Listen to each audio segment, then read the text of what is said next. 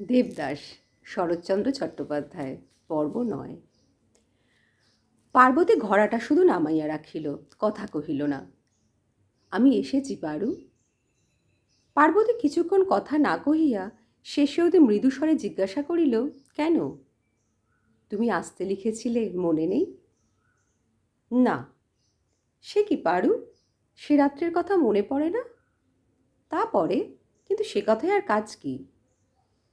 তাহার কণ্ঠস্বর স্থির, কিন্তু অতি রুক্ষ। কিন্তু দেবদাস তাহার মর্ম বুঝিল না। কহিল, আমাকে মাপ করো পারু, আমি তখন অত বুঝিনি। চুপ করো, ওসব কথা আমার শুনতেও ভালো লাগে না। আমি যেমন করিয়া পারি মা বাপের মত করিব, শুধু তুমি। পার্বতী দেবদাসের মুখপানে একবার তীক্ষ্ণ দৃষ্টিপাত করিয়া বলিল, তোমার মা বাপ আছেন, আমার নেই? তাঁদের মতামতের প্রয়োজন নেই? দেবদাস লজ্জিত হইয়া কহিল, তা আছে বই কি পারু, কিন্তু তাদের তো অমত নেই। তুমি শুধু। কি করে জানলে তাদের অমত নেই? সম্পূর্ণ অমত।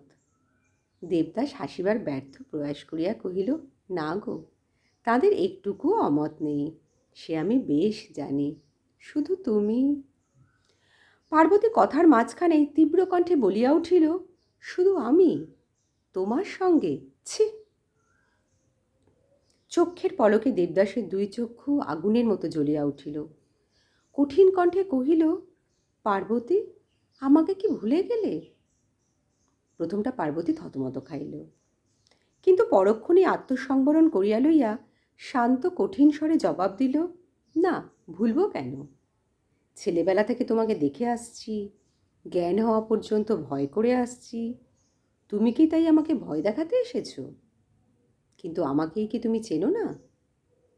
বলিয়া সে নির্ভীক দুই চক্ষু তুলিয়া দাঁড়াইল। প্রথমে দেবদাসের বাক্য নিঃসরণ হইল না, পরে কহিল, চিরকাল ভয় করেই আমাকে এসেছ, আর কিছু না? পার্বতী দৃঢ় স্বরে বলিল, না, আর কিছুই না। সত্যি বলছো? হ্যাঁ, সত্যিই বলছি। তোমাতে কিছুমাত্র আমার আস্থা নেই। আমি যার কাছে যাচ্ছি তিনি ধনবান, বুদ্ধিমান, শান্ত এবং স্থির। তিনি ধার্মিক। আমার মা বাপ আমার মঙ্গল কামনা করেন, তাই তারা তোমার মতো একজন অজ্ঞান চঞ্চলচিত্ত দুর্দান্ত লোকের হাতে আমাকে কিছুতেই দেবেন না। তুমি পথ ছেড়ে দাও। একবার দেবদাস একটুখানি ইতস্তত করিল, একবার যেন একটু পথ ছাড়িতেও উদ্যত হইল, কিন্তু পরক্ষণে দৃঢ়পদে মুখ তুলিয়া কহিল, এত অহংকার? পার্বতী বলিল, নয় কেন? তুমি পারো, আমি পারিনি? তোমার রূপ আছে, গুণ নেই।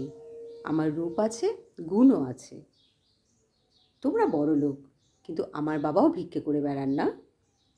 তাছাড়া দুদিন পরে আমি নিজেও তোমার চেয়ে কোনো অংশেই হীন থাকব না, সে তুমি জানো। দেবদাস অবাক হইয়া গেল।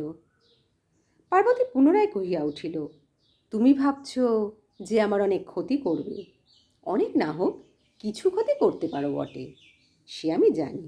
বেশ, তাই করো, আমাকে শুধু পথ ছেড়ে দাও। দেবদাস হতবুদ্ধি হইয়া কহিল, ক্ষতি কেমন করে করব? পার্বতী তৎক্ষণাৎ বলিয়া দিল, অপবাদ দিয়ে, তাই দাওগে যাও। কথা শুনিয়া দেবদাস বজ্রাহতের মতো চাহিয়া রহিল। তাহার মুখ দিয়া শুধু বাহির হইল, অপবাদ দেব আমি? পার্বতী বিষের মতো একটুখানি ক্রূর হাসিয়া বলিল, যাও, শেষ সময় আমার নামে একটা কলঙ্ক রটিয়ে দাওগে। সে রাত্রে তোমার কাছে একাকী গিয়েছিলাম, এ কথা চারিদিকে রাষ্ট্র করে দাওগে, মনের মধ্যে অনেকখানি সান্ত্বনা পেতে পারবে। বলিয়া পার্বতীর দর্পিত ক্রুদ্ধ ওষ্ঠাধর কাঁপিয়া কাঁপিয়া থামিয়া গেল। কিন্তু দেবদাসের বুকের ভিতরটায় রাগে অপমানে অগ্নুৎপাতের ন্যায় ভীষণ হইয়া উঠিল। সে অব্যক্ত স্বরে কহিল, মিথ্যে দুর্নাম রটিয়ে মনের মধ্যে সান্ত্বনা পাবো আমি? এবং পরক্ষণেই সে ছিপের মোটা মাঠটা সজোরে ঘুরাইয়া ধরিয়া ভীষণ কণ্ঠে কহিল, শোনো পার্বতী, অতটা রূপ থাকা ভালো নয়, অহংকার বড় বেড়ে যায়। বলিয়া গলাটা একটু খাটো করিয়া কহিল, দেখতে পাও না, চাঁদের অত রূপ বলেই তাতে কলঙ্কের কালো দাগ। পদ্ম অত সাদা হলেই তাতে কালো ভ্রমর বসে থাকে? এসো, তোমারও মুখে কিছু কলঙ্কের ছাপ দিয়ে দিই। দেবদাসের সহ্যের সীমা অতিক্রম করিয়াছিল। সে দৃঢ় মুষ্টিতে চিপের বাঁট ঘুরাইয়া লইয়া সজোরে পার্বতীর মাথায় আঘাত করিল। সঙ্গে সঙ্গে কপালের উপর বাম ভ্রূর নিচে পর্যন্ত চিরিয়া গেল। চক্ষে নিমেষে সমস্ত মুখ রক্তে ভাসিয়া গেল। পার্বতী মাটিতে লুটিয়া পড়িয়া বলিল, দেবদা, করলে কি? দেবদাস ছিপটা টুকরা টুকরা করিয়া ভাঙিয়া জলে ভাসিয়া দিতে দিতে স্থিরভাবে উত্তর দিল, বেশি কিছু নয়, সামান্য খানিকটা কেটে গেছে মাত্র। পার্বতী আকুল কণ্ঠে কাঁদিয়া উঠিল, ওগো দেবদা। দেবদাস নিজের পাতলা জামার খানিকটা ছিঁড়িয়া লইয়া জলে ভিজাইয়া পার্বতীর কপালের উপর বাঁধিতে বাঁধিতে কহিল, ভয় কি পারু, এ আঘাত শীঘ্র সেরে যাবে, শুধু দাগ থাকবে। যদি কেউ কখনো একথা জিজ্ঞাসা করে, মিথ্যে কথা বলো, না হয় সত্য বলে নিজের কলঙ্ক নিজেই প্রকাশ করো। ওগো মা গো। ছি, অমন করে না পারু। শেষ বিদায়ের দিনে শুধু একটুখানি মনে রাখবার মতো চিহ্ন রেখে গেলাম। অমন সোনার মুখ আশিতে মাঝে মাঝে দেখবি তো? বলিয়া উত্তরের জন্য অপেক্ষা মাত্র না করিয়া চলিতে উদ্যত হইল। পার্বতী আকুল হইয়া কাঁদিয়া উঠিয়া বলিল, দেবদাদা গো। দেবদাস ফিরিয়া আসিল, চোখের কোণে এক ফোঁটা জল। বড় স্নেহজড়িত কণ্ঠে কহিল, কেন রে পারু?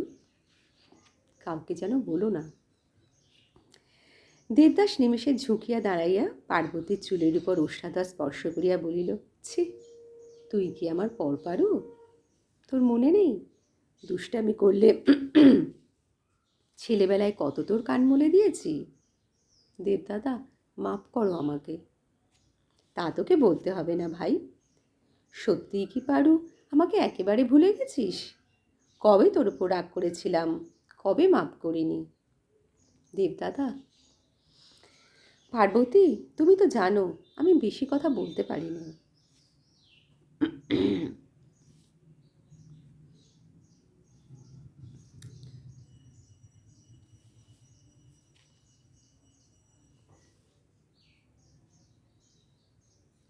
পার্বতী, তুমি তো জানো আমি বেশি কথা বলতে পারি না, বেশি ভেবেচিন্তে কাজ করতেও পারি না, যখন যা মনে হয় করি।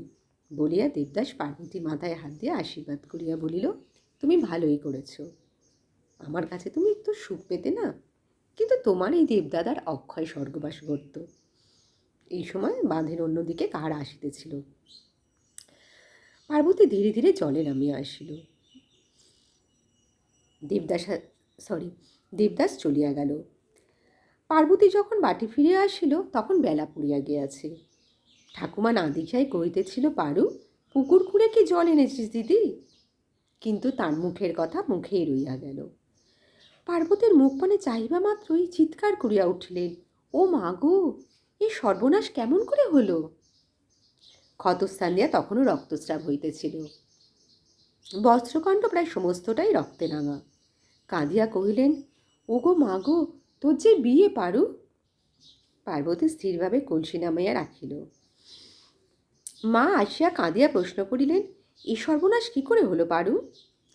পারু সহজভাবে বলিল, ঘাটে পা পিছলে পড়ে গিয়েছিলুম, ইটে মাথা লেগে কেটে গেছে। তাহার পর সকলে মিলে শুশ্রূষা করিতে লাগিল।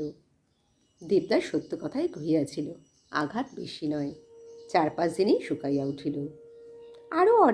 আরও 8-10 দিন অমনি গেল। তাহার পর একদিন রাত্রে হাতিপোতা গ্রামের জমিদার শ্রীযুক্ত ভুবনমোহন চৌধুরী বর সাজিয়া বিবাহ করিতে আসিলেন। উৎসবে ঘটাপটা তেমন হইল না। ভুবনবাবু নির্বোধ লোক ছিলেন না। প্রৌঢ় বয়সে আবার বিবাহ করিতে আসিয়া ছোকরা সাজাটা ভালো বোধ করেন নাই। বরের বয়স 40-এর নিচে নহে, কিছু উপর, গৌরবর্ণ, মোটাসোটা, নন্দদোলান ধরনের শরীর, কাঁচা পাকা গোঁফ, মাথার সামনে একটু টাক। বর দেখিয়া কেহ হাসিল, কেহ চুপ করিয়া রহিল। ভুবনবাবু শান্ত গম্ভীর মুখে কতকটা যেন অপরাধীর মতো ছাদনাতলে আসিয়া দাঁড়াইলেন। কানমলা প্রভৃতি অত্যাচার উপদ্রব হইল না, কারণ অতখানি বিজ্ঞ গম্ভীর লোকের কানে কাহারও হাত উঠিল না। শুভ দৃষ্টির সময় পার্বতী কটমাট করিয়া চাহিয়া রহিল। ওষ্ঠের কোণে একটু হাসির রেখা। ভুবনবাবু ছেলে মানুষটির মতো দৃষ্টি অবনত করিলেন। পাড়ার মেয়েরা খিলখিল করিয়া হাসিয়া উঠিল। চক্রবর্তী মহাশয় ছুটাছুটি করিয়া বেড়াইতে লাগিলেন। প্রবীণ জামাতা লইয়া তিনি কিছু ব্যস্ত হইয়া উঠিয়াছিলেন। জমিদার নারায়ণ মুখুজ্জে আজ কন্যাকর্তা, পাকা লোক, কোনো পক্ষে কোনো দিকেই ত্রুটি হইল না। শুভকর্ম সুশৃঙ্খলায় সমাধা হইয়া গেল। পরদিন প্রাতঃকালে চৌধুরী মহাশয় এক বাক্স অলঙ্কার বাহির করিয়া দিলেন। পার্বতীর সর্বাঙ্গে সে সকল ঝলমল করিয়া উঠিল। জননী তাহা দেখিয়া আঁচল দিয়া চোখের কোণ মুছিলেন। নিকটে জমিদার গৃহিণী দাঁড়াইয়াছিলেন। তিনি সস্নেহে তিরস্কার করিয়া বলিলেন, আজ চোখের জল ফেলে অকল্যাণ করিস নে দিদি। সন্ধ্যার কিছু পূর্বে মনোরমা পার্বতীকে একটা নির্জন ঘরে টানিয়া লইয়া গিয়ে আশীর্বাদ করিল। যা হলো ভালোই হলো, এখন থেকে দেখবি কত সুখে থাকবি। Please subscribe my channel.